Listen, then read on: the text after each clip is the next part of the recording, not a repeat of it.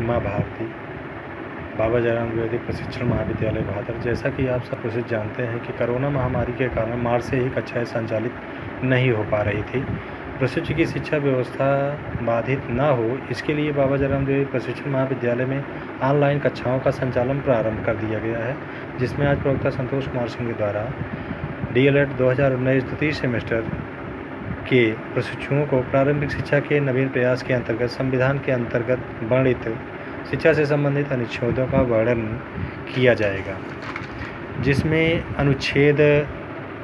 21A भाग 3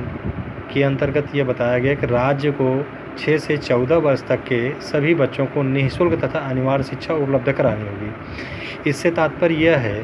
कि राज्य की यह जिम्मेदारी होगी कि 6 से लेकर के 14 वर्ष तक के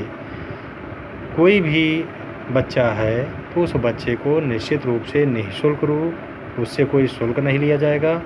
और उस बच्चे को अनिवार्य शिक्षा अर्थात सरकार का दायित्व यह होगा कि निश्चित रूप से हर बच्चे को शिक्षा जो है उपलब्ध कराए। उसके बाद अनुच्छेद 29(2) हमारा जो कहता है कि राज्य द्वारा पोषित या राज्य निधि से जो भी सहायता प्राप्त करने वाली संस्था होगी, किसी भी नागरिक को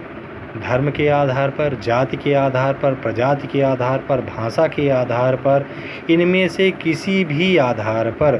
प्रवेश से रोका नहीं जाएगा। उसके बाद आता है निःशुल्क एवं अनिवार्य शिक्षा,